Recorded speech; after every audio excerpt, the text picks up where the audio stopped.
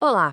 Hoje a gente vai desvendar algumas das decisões mais importantes do Superior Tribunal de Justiça sobre benefícios previdenciários. Sabe, são aquelas regras que às vezes parecem complicadas, mas que na prática impactam a vida de milhões de brasileiros, bem naquele momento em que a gente mais precisa de segurança. Entender isso é fundamental. Pensa só, acontece um imprevisto. Pode ser um acidente, uma doença inesperada, algo que muda tudo de uma hora para outra. Nesses momentos, saber direitinho quais são os direitos previdenciários faz uma diferença gigantesca para a tranquilidade de uma família. E é exatamente sobre isso que a gente vai conversar hoje. Então, vamos lá. O STJ, para quem não sabe, é quem bate o martelo na interpretação das leis federais. As decisões que a gente vai ver aqui criam o que o pessoal do direito chama de jurisprudência. Na prática, é como se fosse um guia, um mapa que orienta todo mundo. Basicamente, são as regras do jogo que valem para todo o país. E ó, antes da gente mergulhar de cabeça nisso, aquele pedido rápido, mas super importante. Se esse material já parece útil, já deixa o like, segue a gente e, claro, compartilha. Isso ajuda demais a levar informação de qualidade para mais gente. Contamos com esse apoio. Bom, vamos começar com um tema muito importante e que gera bastante dúvida: o adicional de invalidez, aquele acréscimo de 25% na aposentadoria. Mas afinal, quem é que tem direito a ele? A lei prevê esse acréscimo de 25% no valor da aposentadoria por invalidez para aquele segurado que precisa, de forma constante, da ajuda de outra pessoa para viver o dia a dia. É um reconhecimento do que se chama de grande invalidez, né? Quando a dependência de alguém é total. E aqui vem o X da questão, a dúvida que chegou lá no STJ. Esse adicional de 25% vale para todo mundo que se aposenta por invalidez? Por exemplo, e um servidor público federal? Ele também se aposenta por invalidez? Será que ele teria o mesmo direito? E a resposta do STJ foi bem direta, como a gente pode ver. De um lado, para os segurados do regime geral, o famoso INSS, o direito é garantido, está na lei. Do outro lado, para os servidores públicos federais que são de um regime próprio, a resposta foi não. O tribunal entendeu que, no caso deles, não existe uma lei específica autorizando esse pagamento. Agora, a explicação para essa diferença está aqui, nessa súmula.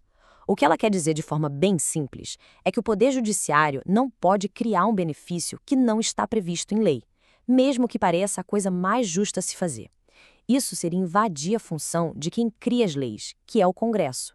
É o princípio da legalidade estrita. Se não está na lei, não tem como conceder. Beleza.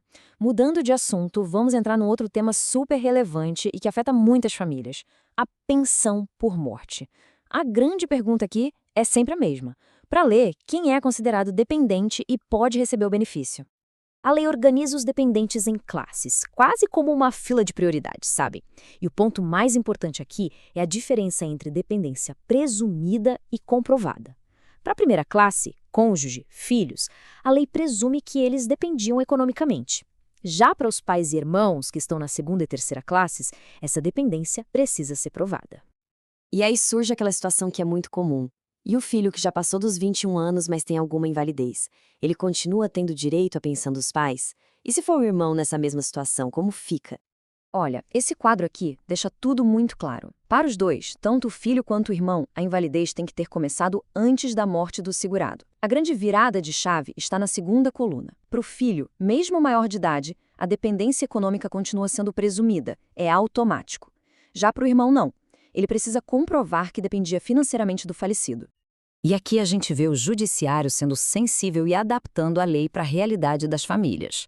Numa decisão de um impacto humano enorme, o STJ garantiu a pensão para um neto já maior de idade e com deficiência que vivia sob a guarda do avô. O tribunal usou o Estatuto da Pessoa com Deficiência para proteger quem de fato já era um dependente. Muito importante essa decisão. E só uma pausa rápida aqui para reforçar uma coisa. Se esta análise está sendo útil, compartilhar é a melhor forma de nos ajudar a crescer.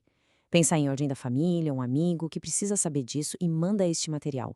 Conhecimento é poder e a gente constrói isso juntos. Seguindo em frente, vamos falar agora sobre o auxílio acidente. Um benefício que, olha, muita gente confunde, mas ele tem uma característica bem específica, bem única.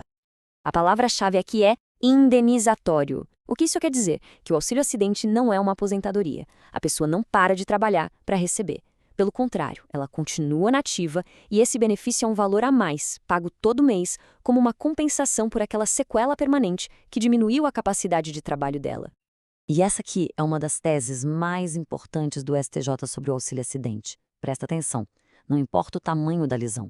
Se houve um acidente, ficou uma sequela permanente e houve uma redução na capacidade de trabalho, mesmo que essa redução seja mínima, o direito ao benefício existe.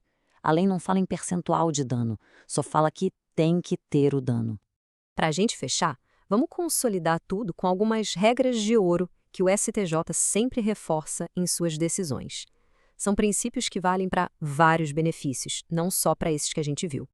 Tem um princípio no direito com um nome em latim que parece complicado. Tempus regis actum. Mas calma, é bem simples de entender. Significa que o tempo rege o ato. Ou seja, a lei que vale é a lei da época em que o fato aconteceu. Se o acidente foi em 2010, vale a lei de 2010.